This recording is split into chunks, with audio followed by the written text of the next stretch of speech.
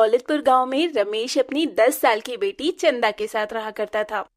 रमेश की पत्नी का कुछ सालों पहले देहांत हो चुका था और रमेश मेहनत मजदूरी करके अपना और अपनी बेटी का पेट पाल रहा था।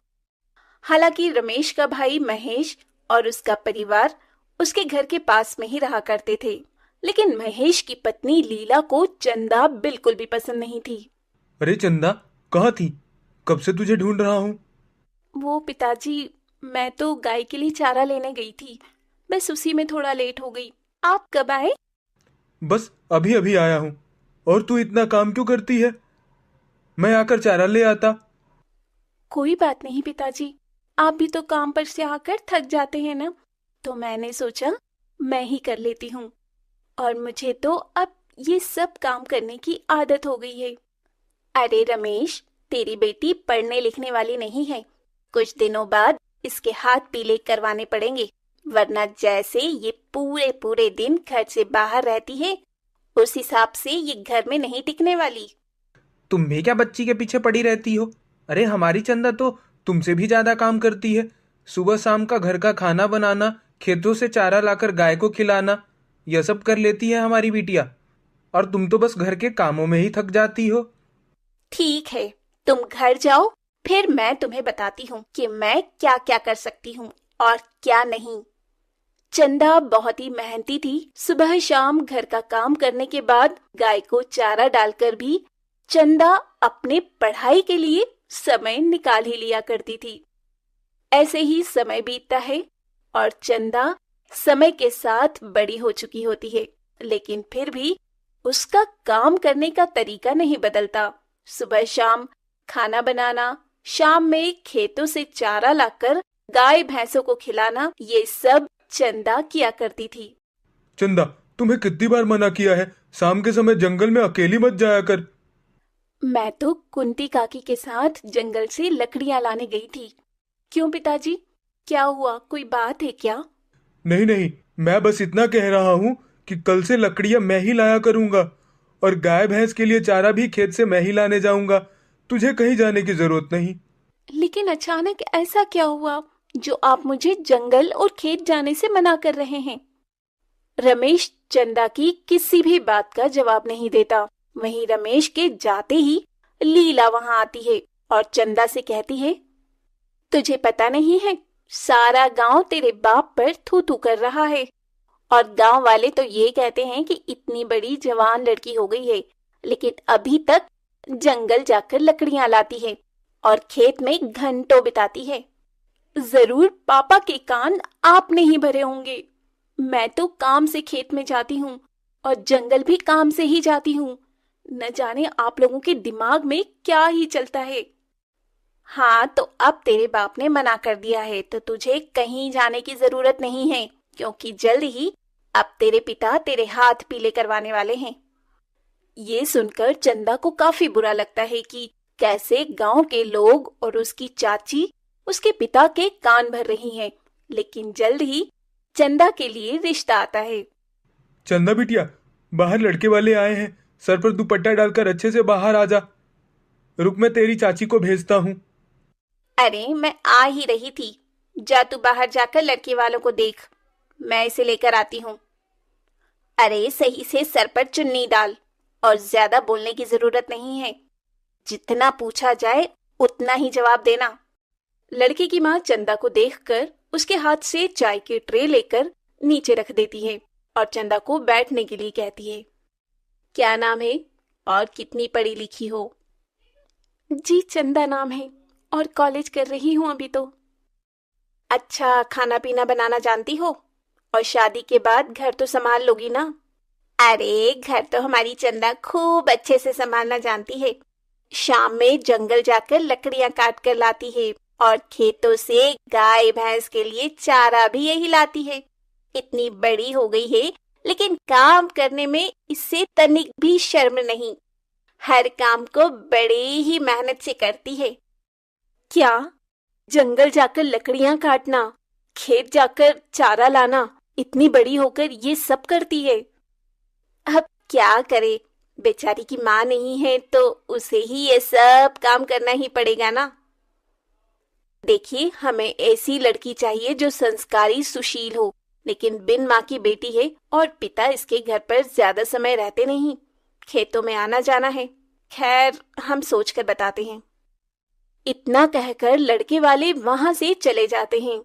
लड़के वालों के जाने के बाद लीला भी वहां से ये कहकर चली जाती है कि अरे रमेश, मैंने तुझे पहले ही कहा था कि लड़की जवान हो रही है, खेत जंगल मत जाने दिया कर, और बिन माँ की बेटी है तो लोग गलत समझते हैं। मैंने तुझे पहले ही मना किया था, खेतों में जाने की तुझे जरूरत नहीं। घर में रहकर घर का काम कर, कॉलेज जा, बस इतना ही। बाकी का काम मैं खुद ही कर लूंगा। अब अगले दिन लड़के वाले चंदा से शादी के लिए इनकार कर देते हैं। रमेश को इस बात से बहुत दुख होता है, लेकिन वो अपनी बेटी के लिए अब दूसरा रिश्ता तलाशता है और करीब 10-15 दिन बाद चंदा के लिए एक और रिश्ता आता है। देखिए जी, मैं लड़के की बड़ी बहन हूँ। मैंने ही अपने भाई को पाल पोस कर बड़ा किया है। माँ तो हमें बचपन में ही छोड़कर चली गई थी। उसके बाद मैंने ही घर की अपने भाई की जिम्मेदारी उठाई है। मेरा भाई तो बहुत समझदार और मेहनती है। जी, मेरी भी पत्नी का देहांत चंदा के 5 साल की उम्र में ही हो गया था। ठीक है, वैसे लड़की पढ़ी लिखी कितनी है और घर परिवार तो अच्छे से संभाल लेगी ना? अभी कोई दिक्कत परेशानी है तो बोल सकती है। पढ़ी लिखी तो है, लेकिन कुछ ज्यादा ही पढ़ा दिया है मेरे देवर जी ने अपनी लाडली बेटी को। मैंने तो पहले ही मना किया था, पढ़ी लिखी लड़कियां ज्यादा समय अपने ससुराल को नहीं संभाल पाती। ये तो आप सही कह रही हैं जी। वैसे कितनी पढ़ी लिखी है लड़की? कॉलेज में है और आगे भी पढ़ने की सोच रही है, लेकिन मैंने कहा अब इसके हाथ पीले कर देने चाहिए। ज्यादा और पढ़ लिख लिया तो लड़का भी नहीं मिलेगा। देखो, हमें लड़की तो पसंद है, लेकिन हम चाहते हैं कि लड़की ज्यादा पढ़ी लिखी नहीं हो। कल को मेरे भाई को छोड़कर चली गई तो हम रिश्तेदार समाज को क्या मुंह दिखाएंगे? अरे नहीं नहीं, मेरी बेटी ऐसी बिल्कुल भी नहीं है। जितनी संस्कारी है उतनी ही समझदार भी है। पढ़ाई लिखाई तो मैंने इसलिए करवाया कि कल को कोई दिक्कत ना हो। अब ये रिश्ता भी लीला की वजह से टूट जाता है। लीला और महेश दोनों ही खुश होते हैं कि उसने अपने भाई की बेटी का रिश्ता तोड़वा दिया। ऐसे ही ये सिलसिला चलता रहता है और चंदा के चाचा चाची की वजह से उसकी शादी टूटती रहती है। देखा, मैंने कहा था ना, मैं चंदा के इस रिश्ते को भी तोड़वा दूंगी। मैं भी तो यही चाहता था, रमेश की बेटी का रिश्ता टूट जाए। और तुमने लड़के वालों के सामने जो भी बोला सही बोला। रमेश बार बार अपनी बेटी के लिए रिश्ता ला रहा था और किसी न किसी कारण लीला उस रिश्ते को तोड़वा दिया करती। रमेश अब काफी परेशान हो जाता है। ये देख चंदा अपने पिता से कहती है, पिताजी, आप इतने परेशान क्यों होते हैं? चलिए, चलकर खाना खा लीजिए। जो मेरी किस्मत में लिखा होगा वो खुद चलकर आ जाएगा। हाँ बेटी, हाँ बेटी तो सही कह रही है। जो किस्मत में लिखा होगा वही होगा। अब तो सब महादेव पर छोड़ दिया है। ऐसे ही समय बीतता है और एक रोज रमेश के घर गांव के पंडित जी आते हैं। अरे ओ रमेश, कैसा है? घर पे सब कुशल मंगल तो है ना? हाँ पंडित जी, सब अच्छे हैं। बताइए कैसे आना हुआ आपका? मैं तो जरूरी काम से आया हूँ। जिस गांव में पूजा करवाता हूँ वहां के सेठ धनी राम ने अपने बेटे की शादी आपकी बेटी चंदा से तय करवाने की बात करी है। दरअसल उन्होंने आपकी बेटी को कॉलेज जाते हुए देखा था। यह आप क्या कह रहे हैं पंडित जी? सेठ धनी राम जी तो इतने धनी हैं कि वह अपने बेटे के लिए एक से बढ़कर एक लड़की ला सकते हैं। तो भला मुझ गरीब पर इतनी मेहरबानी क्यों? धनी राम बेशक धनी है, लेकिन उन्होंने हमेशा से अपने परिवार को जोड़ कर रखा है और वो अपनी बेटी को बहू के रूप में एक कैसी लड़की चाहते हैं जो संस्कारी और समझदार हो। और शायद चंदा बिटिया में उन्हें यह सारे गुण नजर आए। कल वह चंदा बिटिया को देखने आ रहे हैं। पंडित जी की बात महेश सुन लेता है और वो जल्दी से ये सारी बातें घर जाकर अपनी पत्नी लीला को बता देता है। ये आप क्या कह रहे हैं? अभी तक हमने चंदा के लिए एक भी रिश्ता तय नहीं होने दिया है और अब सीधा चंदा के लिए धनीराम सेठ के बेटे का रिश्ता आया है। ये रिश्ता भी मैं तुड़वा कर रहूंगी। जाइए, दौलतपुर और खुशीपुर दोनों गांव के बीचों बीच पड़ने वाला बांध काट दीजिए, जिससे पानी बहने लगे और रास्ता बंद हो जाए। लेकिन मैं ऐसा करता हुआ पकड़ा गया तो गांव वाले मुझे गांव से निकाल देंगे। ऐसा कुछ भी नहीं होगा। ये काम आप रात में करेंगे और सावधानी से। अब अगले दिन रमेश सारी तैयारी के साथ सेठ धनीराम के परिवार और सेठ के आने का इंतजार करने लगता है। दूसरी तरफ सेठ और उसके परिवार दौलतपुर गांव के बांध पर पहुंचते हैं तो उन्हें बांध कटा हुआ मिलता है, जहां गांव के लोग मौजूद होकर बांध को ठीक करने में लगे थे, लेकिन बांध को ठीक करने में समय लगने वाला था। अरे भाई साहब, यह बांध कब तक ठीक हो जाएगा? हमें आगे गांव में जाना था। अरे सेठ जी, इसे ठीक होने में तो पूरा दिन लगेगा। यहाँ के लोग खुशीपुर गांव और खुशीपुर गांव के लोग दौलतपुर गांव में नहीं आ पा रहे। अच्छा अच्छा, ठीक है, लगता है दूसरे समय पर आना पड़ेगा। इतना बोलकर सेठ और उसका परिवार लौट जाता है और महेश बहुत खुश होता है। इधर रमेश सेठ के आने का इंतजार कर रहा होता है। सुबह से शाम हो जाती है और लड़के वालों की कोई खबर नहीं आती। चंदा बिटिया, एक कप चाय बना ला। लगता है हम गरीब से पंडित जी मजाक कर गए। जी पिताजी, अभी लाइए आपके लिए चाय। चंदा अब कुछ देर बाद ही रमेश के लिए चाय बनाकर लाती है। तभी वहां पंडित जी भी आ जाते हैं, जिनके हाथ में बहुत सारे गिफ्ट होते हैं। अरे पंडित जी, आइए आइए, बैठिए। अरे वो चंदा बिटिया, पंडित जी के लिए चाय बना के लेती आना। मैं भी चाहता हूँ बेटा, आज सेठ जी गांव नहीं आ सके। तुम्हें पता ही होगा, गांव का बांध किसी ने काट दिया है, जिस वजह से आने जाने का रास्ता बंद है। लेकिन सेठ जी ने बिटिया के लिए सगुन के तौर पर यह सामान भेजा है। अब ये रिश्ता पक्का समझिए। अच्छा, मुझे पता नहीं था कि गांव का बांध टूटा पड़ा है, और यह सगुन देने की इतनी भी क्या जल्दी थी। मिलकर सब कुछ हो जाता।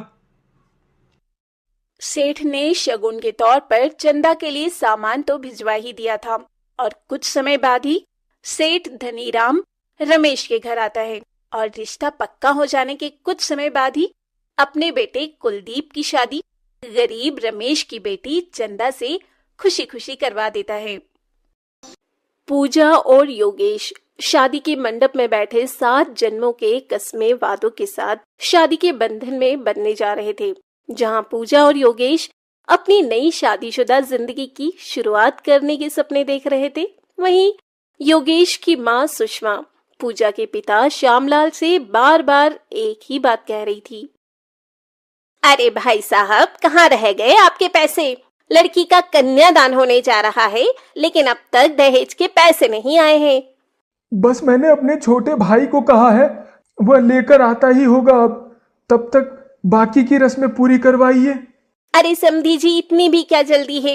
एक बार पैसे आ जाने दीजिए, शादी ब्याह तो हो ही जाएगा। कौन सी लड़की भागी जा रही है आपकी? लेकिन मुहूर्त तो निकलता जा रहा है ना। मेरा छोटा भाई किशन लाल आता ही होगा। उन्हें आ जाने दीजिए, तब तक मैं कुछ खा पी लेती हूँ। देखो जरा क्या कुछ बनवाया है बारातियों के लिए।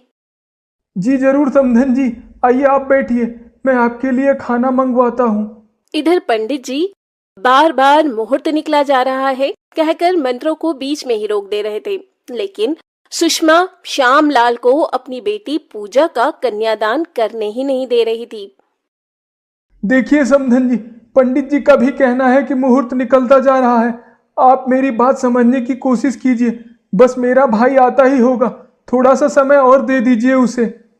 अरे बड़ी लंबी उम्र है समधी जी, आपके भाई की आ ही गए। पूरा कैश तो है ना, पूरे 5 लाख। जी जी, पूरा बंदोबस्त कर दिया था मैंने। मेरी बेटी की शादी में कोई कमी नहीं रहे। इसलिए मैं अपने घर तक को गिरवी रख दिया है। अब बेटी पैदा की है तो इतना फर्ज तो बनता है ना आपका कि आप अपने आप को गिरवी रखें या अपने घर को। क्यों समधी जी, कुछ गलत तो नहीं कहा ना मैंने? जी नहीं नहीं समधन जी, अब मैं कन्यादान की रस्म पूरी करता हूँ। सुषमा का बेटा पढ़ा लिखा और अच्छी नौकरी करता था। सुषमा ने अपने बेटे की शादी के लिए लड़की वालों से 5 लाख रुपए कैश, घर का सामान और एक कार दहेज की मांग की थी, जो श्यामलाल जैसे तैसे पूरा करता है। अब पूजा भी शादी करके अपने मायके से ससुराल आती है। श्यामलाल तो सोचता है उसने अपने बेटी को इतना कुछ दिया है कि उसकी सास उसे कुछ भी नहीं कहेगी और हमेशा ही उसे अपनी पलकों पर बैठा कर रखेगी। लेकिन सुषमा इतनी लालची थी कि दूसरे दिन से ही उसके मन का लालच और भी बढ़ता जा रहा था। अरे बहू, कल पग फेरे की रस्म है तो तेरे बाप को बोल देना कि यहाँ से 10 लोग जाएंगे, उनका खाना पीना बन जाना चाहिए और सभी को शगुन में नए कपड़े और 1000 रुपए तो दे ही दें। लेकिन माँ जी, पग फेरे की रस्म में तो सिर्फ लड़की जाती है, लड़के के रिश्तेदार नहीं। और ये कौन सा रिवाज है जिसमें पैसों के साथ कपड़े देने पड़ते हैं?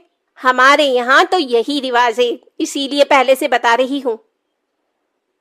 अच्छा माँ जी, अगर ऐसा है तो कोई बात नहीं, इस पग फेरे की रस्म को रहने ही देते हैं। मेरे पिता ने अभी अभी आप लोगों को इतना कुछ दिया है कि उनका हाथ खाली हो चुका है। वो 10 लोगों का खाना पीना, कपड़े और शगुन के तौर पर 1000 रुपए नहीं दे पाएंगे।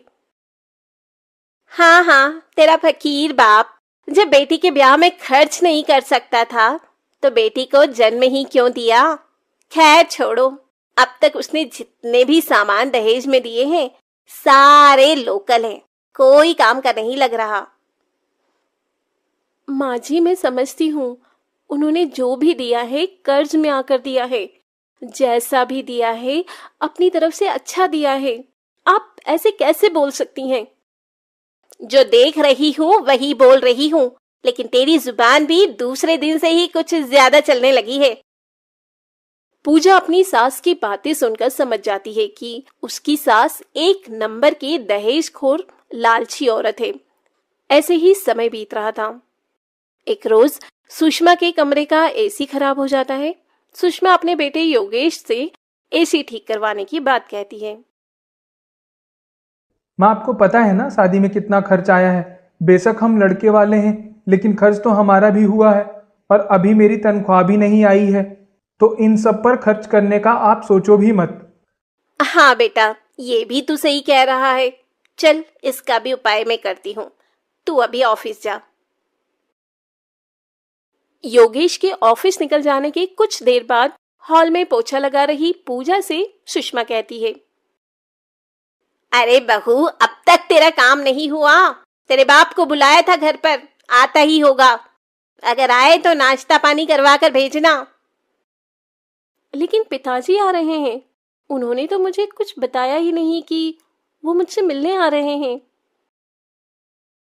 तेरे बाप को मैंने यहाँ तुझसे मिलने नहीं बुलाया है, बल्कि तेरे बाप से कहा था कि घर का एसी खराब हो गया है। बेटी के लिए इतना तो कर ही सकता है। मैं समझी नहीं माँ जी, क्या आप मेरे पिताजी से नया एसी मंगवा रही हैं, वो भी अपने कमरे में लगवाने के लिए? हाँ, बड़ी जल्दी समझ आ गई। चल अच्छा है, मैं जा रही हूँ कांता के घर, थोड़ा काम है। तेरा बाप आए तो बिना नाश्ता पानी के मत भेजना, वरना कल को बदनामी होगी। लेकिन माँ जी, मेरे पिताजी से जितना हुआ उन्होंने उतना तो किया ही ना, तो अब आप उन्हें और क्यों परेशान कर रही हैं? क्या उन्होंने दहेज में कोई कमी छोड़ी है? लड़की का बाप जितना दे उतना कम है, चाहे वो ताजमहल ही क्यों ना दे दे, और लड़के वाले जितना ले उतना कम है। ये बात तू नहीं जानती क्या बहू? चल अभी घर के काम पे ध्यान दे, मेरी बातों पर नहीं। इतना कहकर सुषमा अपनी पड़ोसन कांता के घर चली जाती है। कुछ देर बाद श्यामलाल अपनी बेटी के ससुराल आता है। अरे पूजा बेटी कैसी है? घर में सब ठीक तो है ना? बाहर तो धूप भी बहुत तेज है। पिताजी आप आ गए, कैसे हैं आप? आपकी तबीयत तो ठीक है ना? बैठिए ना, आप खड़े क्यों हैं? मैं आपके लिए ठंडा पानी लेके आती हूँ। बेटी सब ठीक है। वह तो बस मैं तेरे लिए एसी लेकर आया हूँ। दहेज में मैंने तुझे पंखा कूलर तो दिया, लेकिन एसी नहीं। अरे पिताजी, इसकी क्या जरूरत थी?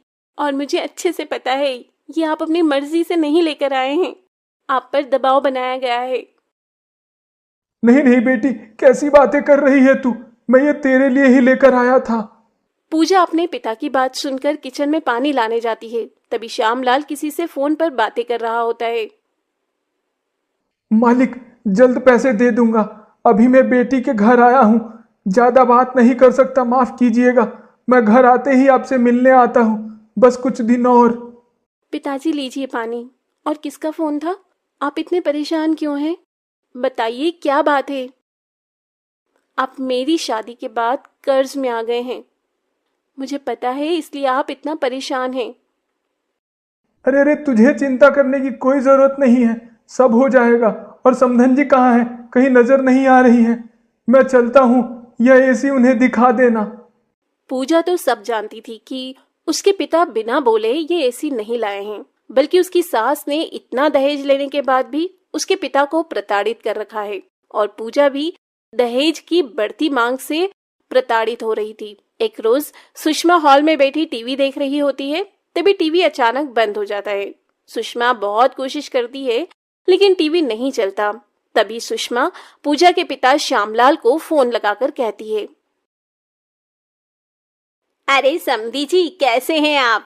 आपने एसी तो बड़ा अच्छा दिया है, ठंडी ठंडी हवा आती है। बस मैंने तो आपको इसीलिए याद कर लिया कि मेरा मनोरंजन नहीं हो पा रहा है। अभी अभी टीवी खराब हो गया है, सोचा आपको बता दूं, आप भिजवा दें अपनी बेटी के लिए टीवी। 1 मिनट माँ जी। पिताजी आप फोन रखिए, मैं बाद में बात करती हूँ। और माँ जी, आप अगर आपने गलती से भी मेरे पिताजी के हालचाल लेने के लिए भी अब फोन किया तो मुझसे बुरा कोई नहीं होगा। देख रहा है योगेश, तेरे सामने ही तेरी पत्नी मुझे धमका रही है। आपको जो समझ में आए वो समझिए माँ जी, लेकिन मेरे पिताजी अब आपको कुछ भी नहीं देंगे दहेज में। वैसे ही आपने सामान से लेकर पैसे तक लिए हैं, और मेरे दहेज का सामान आपने अपनी बेटी के लिए भिजवा दिया है। और जो चीज खराब हो रही है वो आप मेरे पिताजी से मंगवा रही हैं। क्या ये गलत नहीं है? माँ, आज मैं आपको कुछ नहीं कहूंगा। पूजा बिल्कुल ठीक कह रही है। तू इसकी बातों में मत आ। अगर इसे यहाँ से जाना है तो जाए, मैं नहीं रोकने वाली। मैं तेरी दूसरी शादी करवा दूंगी और वहां से भी इससे 2 गुना दहेज मिलेगा। माँ जी, आपको जैसा सही लगे, लेकिन मैं इस घर को छोड़कर जा रही हूँ। मैं अपने पिता पर और बोझ नहीं बन सकती। मैं अपने मायके भी नहीं जाऊंगी, लेकिन जहाँ जाना होगा मैं चली जाऊंगी। मैं भी तुम्हारे साथ हूँ, तुम चिंता मत करो। मैं तुम्हारे साथ 7 जन्मों के कसमों वादों के साथ 7 फेरे लिए हैं। सुषमा अपने लालच की वजह से अपने बेटे को खो देती है, क्योंकि पूजा के घर से जाने के साथ ही योगेश भी पूजा के साथ चला जाता है। और इस बात का सुषमा को बहुत पछतावा होता है। हालांकि वो अपने बेटे को मनाती भी है, लेकिन योगेश नहीं मानता। वो भी अपनी माँ के रंग को काफी समय से नोटिस कर रहा था। इसीलिए कहते हैं लालच बुरी बला है। चंदा सुबह सुबह कपड़े धो रही होती है। तभी चंदा की सौतेली माँ डुमरी चंदा को और भी कपड़े लाकर देते हुए कहती है, सिर्फ खाने में तेरे हाथ चलते हैं, वैसे तुझसे कोई काम नहीं होता है। चल जल्दी जल्दी हाथ चला ताकि तुझे और भी काम दूं। बस मुफ्त की रोटी तोड़ने आती है। तुम चंदा को इतना काम क्यों देती हो? राखी से भी घर का काम करवाया करो। क्यों ना करवाऊं इस बिन माँ की बेटी से काम?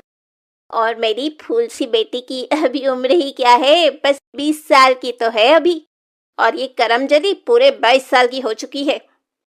माँ, मुझे भूख लगी है, कब तक खाना बनेगा? अरे ओ महारानी, सुन भी रही है? मेरी राखी को भूख लगी है जोरों की। कपड़े धुल जाएं तो आकर खाना भी बना लियो। जी माँ जी, जैसा आप कहें। ये करके मैं वो भी करती हूँ। डुमरी और राखी इतना कहने के बाद वहां से चले जाते हैं और ये देख केशव परेशान हो जाता है और अपनी बेटी चंदा के पास जाता है जो कि कपड़े धो रही थी। चंदा बेटी, मुझे माफ कर दे। मैं ही तेरा गुनहगार हूँ। मैंने तो सोचा था कि तेरी माँ के जाने के बाद डुमरी तुझे तेरी माँ की तरह प्यार देगी, लेकिन मैं शायद भूल गया, सौतेली तो आखिर सौतेली ही होती है। और आज तक डुमरी ने बस तुझ पर अत्याचार ही किए हैं। नहीं पिताजी, इसमें आपकी भी कोई गलती नहीं है। हाँ, आपने तो ये सब मेरे लिए ही किया था ना, लेकिन मैं ही अभागी हूँ जो मेरी किस्मत में माँ का प्यार लिखा ही नहीं है। चंदा और केशव बात कर ही रहे होते हैं, तभी कमरे में डुमरी की आवाज आती है। तुम दोनों बाप बेटी मेरी और मेरी फूल सी बेटी की बुराई कर लो तो घर के काम भी हैं, उसका भी सोच लेना। और चंदा, अगर आज काम नहीं हुआ समय पर तो पूरे दिन तुझे भूखे रखूंगी। डुमरी चंदा से नौकरानी की तरह काम करवाया करती थी और तब भी उसे कई बार तो पूरा पूरा दिन भूखा रखा करती थी।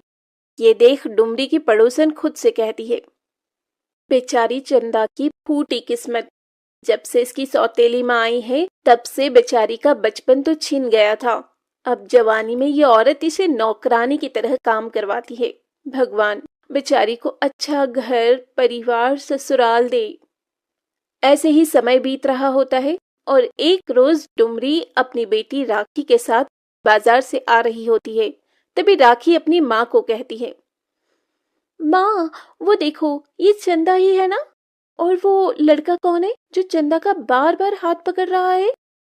अरे वो करमजली तुझे कहाँ दिख गई? अरे हाँ, ये कौन है? कहीं इसका इसके साथ चक्कर तो नहीं चल रहा है?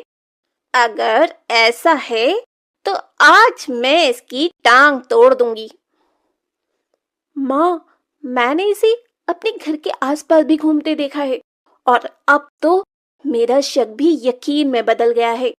चंदा का इसके साथ चक्कर चल रहा है। अभी यहाँ रोड पर तो मैं तमाशा नहीं करना चाहती हूँ, लेकिन आज इसे घर आने दे। जिन दो पैरों से ये इससे अपना मुंह काला करवाने आई है, वही दोनों पैर मैं आज इसके तोड़ डालूंगी। अब राखी और डुमरी केशव के कान भरकर चंदा के आने का इंतजार करने लगते हैं। चंदा जैसे ही घर आती है, डुमरी चंदा का बाल पकड़कर उसे दरवाजे से खींचकर घर के अंदर लाती है। अरे माँ, ये अब क्या कर रही हैं? माँ नहीं, मेरा बाल छोड़ो। आप ये क्या कर रही हैं माँ? आप सुन तो रही हो ना? माँ, मुझे दर्द हो रहा है। करमजली अभागी, तो इस घर का नाम मिट्टी में मिलाना चाहती है। कौन है वो जिससे तू चिपक चिपक कर बातें कर रही थी? वो माँ, वो मैं आपको बताने ही वाली थी। मैंने कमल के बारे में पिताजी को बताया था। पिताजी, आप कुछ बोलते क्यों नहीं? वो क्या बोलेगा? दोनों बाप बेटी ने मिलकर इस घर का नाम मिट्टी में मिलाने का जो फैसला ले रखा है। अरे तुम दोनों चाहते क्या हो? डुमरी चंदा को खूब मारती है और खाना भी नहीं देती। केशव भी चंदा को नहीं बचाता क्योंकि उसे भी अपने घर की इज्जत प्यारी थी। इस वाकये के बाद ही डुमरी चंदा के लिए लड़का देखना शुरू कर देती है। तुम इसकी 10 दिन के अंदर शादी करोगे, वरना मैं ये घर छोड़कर चली जाऊंगी।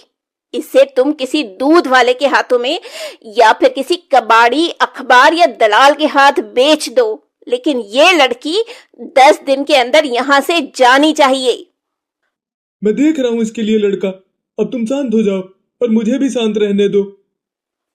वो तो अच्छा हुआ मैंने इसे देख लिया, वरना इसने तो इस घर के बारे में एक बार भी नहीं सोचा है। चंदा के पिता केशव अब अपने दोस्त के जान पहचान के बताए लड़के से चंदा की शादी मंदिर में करवा देते हैं। चंदा तो गम की मारी अपनी जिंदगी काट रही थी, लेकिन चंदा जैसे ही अपने ससुराल जाती है, उसके ससुराल में चंदा के पैर रखते ही कई सारी अच्छी खबर आती है। अरे बहू, तू तो साक्षात लक्ष्मी का रूप है। क्या बात है, तूने तो घर में कदम रखते ही इस घर को स्वर्ग बना दिया। हाँ चंदा, तुम्हें पता है, जैसे ही तुम्हारा गृह प्रवेश हुआ है वैसे ही एक के बाद एक अच्छी खबर मिली है। हाँ बहू, तू यहाँ बैठ। आज ही शाम में हम अपने नए घर में शिफ्ट हो जाएंगे। मैं कुछ समझी नहीं माँ जी। देख, मैं तुझे बताती हूँ। जैसे ही तू इस घर में आई, तभी हमारे सालों से चल रही तेरे चाचा ससुर जमीन का केस हार गए और हमें ये न्यूज़ मिली। और मेरे नितिन को सरकारी नौकरी का लेटर भी आया। और तेरे ससुर का जो सालों से पैसा अटका था, वो भी कल ही मिला है उन्हें। अब हम शाम तक ये किराए का घर छोड़कर अपने बड़े से घर में जा रहे हैं। ये तो बहुत अच्छी बात है माँ जी, मुझे भी अच्छा लगा सुनकर। चंदा जैसे ही अपने ससुराल जाती है, उसके घर परिवार में खुशियां ही खुशियां नजर आने लगती है, क्योंकि चंदा के सर से तो उसकी माँ का हाथ बचपन में ही उठ चुका था। लेकिन अपने ससुराल में उसे अपनी सास सुजाता से उसे माँ वाला प्यार मिल रहा था। और अब ऐसे ही काफी समय बीत जाते हैं। एक रोज केशव चंदा के घर आता है और वो चंदा का हवेली जैसा घर देखकर बहुत खुश होता है। और चंदा की सास भी केशव को कहती है, आपने तो हमारे घर बहू नहीं, साक्षात लक्ष्मी दी है, लक्ष्मी। इसके घर में पैर रखते ही देखिए हम क्या थे और क्या हो गए। मुझे तो पहले ही पता था, मेरी बेटी के अच्छे कर्म हैं। जिस घर में जाएगी उस घर को स्वर्ग बना देगी, स्वर्ग। ये राखी की शादी का कार्ड है, हम सब जरूर आएंगे पापा जी। केशव अपनी बेटी को खुश देख बहुत खुश था और वो जब अपने घर आता है तो अपनी पत्नी से कुछ भी नहीं कहता। दे आए महारानी को शादी का कार्ड। मैंने तो मना किया था कि कोई जरूरत नहीं है उसे राखी की शादी में बुलाने की, वो उस लायक ही नहीं है। लेकिन नहीं, आपको तो अपनी लाडली को बुलाना है।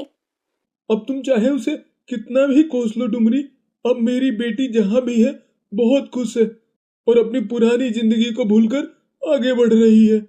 अब ऐसे ही कुछ समय बाद शादी वाले दिन शादी की सभी तैयारियों के बीच लड़के वाले राखी से शादी करने से इनकार कर देते हैं, क्योंकि उन्हें और भी दहेज में पैसे चाहिए थे। ये सुन डुमरी लड़के वालों के सामने हाथ जोड़े खड़ी होती है। बगल में केशव भी होता है।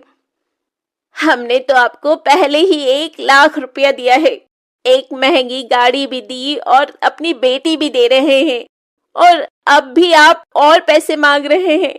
हम गरीब लोग कहाँ से लाएंगे इतना पैसा? मैं कुछ नहीं जानती, मुझे 1 लाख रुपए और चाहिए, साथ में सोने की चेन, वरना ये शादी नहीं हो सकती। उठो बेटा मंडप से। डुमरी लड़के वालों के सामने गिड़गिड़ा ही रही होती है, तभी एक बड़ी सी गाड़ी डुमरी और केशव के दरवाजे पर आकर रुकती है। कार देख डुमरी के मुंह से निकल जाता है, अब ये कौन आया? कहीं भगवान ने मेरी सुन तो नहीं ली और मेरी मदद को कोई फरिश्ता भेज दिया। जरूर चंदा बेटी आई होगी और दामाद जी। हाँ, क्यों नहीं, वो भिकारन कार में होगी। तुम भी बिना पिए कैसे सपने देखते हो? अब जैसे ही नितिन के साथ चंदा महंगी गाड़ी से महंगी साड़ी ज्वेलरी पहने निकलती है, डुमरी की तो आंखें ही चमक जाती है। आसपास के खड़े लोग भी चंदा को देख हैरान थे। तभी चंदा आते ही अपने गले में पहना हार उतारकर दूल्हे को पहना देती है। क्या मांग है तुम्हारी? 1 लाख रुपए और सोने की चेन? वो छोड़ो, ये लो पूरे 10 लाख का हार है ये, और चुपचाप शादी करो। अगर अब कुछ भी बोलने की कोशिश की तो पुलिस को बाद में बुलाऊंगी। पहले यहाँ जितना खर्चा और बेइज्जती हुई है उसे पहले वसूल लूंगी। चंदा बेटा, कौन सी लॉटरी लगी है तेरी? लंबी गाड़ी, नौकर चाकर, तू तो एकदम बदल गई। जब डुमरी को सब कुछ पता चलता है तो उसे बहुत पछतावा होता है, क्योंकि डुमरी की बेटी राखी की शादी आज चंदा की वजह से हुई, वरना लड़के वालों ने तो दहेज के चक्कर में डुमरी की बेटी राखी से शादी करने से साफ इनकार कर दिया था।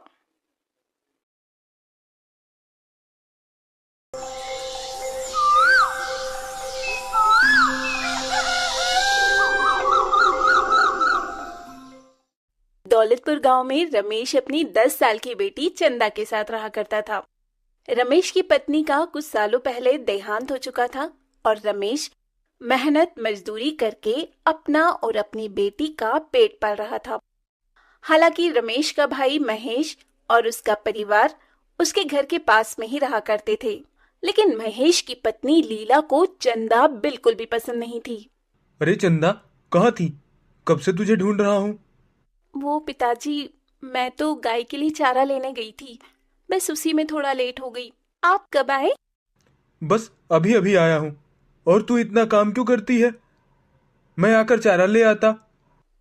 कोई बात नहीं पिताजी, आप भी तो काम पर से आकर थक जाते हैं ना, तो मैंने सोचा मैं ही कर लेती हूँ। और मुझे तो अब ये सब काम करने की आदत हो गई है। अरे रमेश, तेरी बेटी पढ़ने लिखने वाली नहीं है। कुछ दिनों बाद इसके हाथ पीले करवाने पड़ेंगे, वरना जैसे ये पूरे पूरे दिन घर से बाहर रहती है उस हिसाब से ये घर में नहीं टिकने वाली। तुम भी क्या बच्ची के पीछे पड़ी रहती हो? अरे हमारी चंदा तो तुमसे भी ज्यादा काम करती है। सुबह शाम का घर का खाना बनाना, खेतों से चारा लाकर गाय को खिलाना, यह सब कर लेती है हमारी बिटिया। और तुम तो बस घर के कामों में ही थक जाती हो। ठीक है, तुम घर जाओ, फिर मैं तुम्हें बताती हूँ कि मैं क्या क्या कर सकती हूँ और क्या नहीं। चंदा बहुत ही मेहनती थी। सुबह शाम घर का काम करने के बाद गाय को चारा डालकर भी चंदा अपने पढ़ाई के लिए समय निकाल ही लिया करती थी। ऐसे ही समय बीतता है और चंदा समय के साथ बड़ी हो चुकी होती है, लेकिन फिर भी उसका काम करने का तरीका नहीं बदलता। सुबह शाम खाना बनाना, शाम में खेतों से चारा लाकर गाय भैंसों को खिलाना, ये सब चंदा किया करती थी। चंदा, तुम्हें कितनी बार मना किया है, शाम के समय जंगल में अकेली मत जाया कर। मैं तो कुंती काकी के साथ जंगल से लकड़ियां लाने गई थी। क्यों पिताजी, क्या हुआ, कोई बात है क्या? नहीं नहीं, मैं बस इतना कह रहा हूँ कि कल से लकड़ियां मैं ही लाया करूंगा और गाय भैंस के लिए चारा भी खेत से मैं ही लाने जाऊंगा। तुझे कहीं जाने की जरूरत नहीं। लेकिन अचानक ऐसा क्या हुआ जो आप मुझे जंगल और खेत जाने से मना कर रहे हैं? रमेश चंदा की किसी भी बात का जवाब नहीं देता। वहीं रमेश के जाते ही लीला वहां आती है और चंदा से कहती है,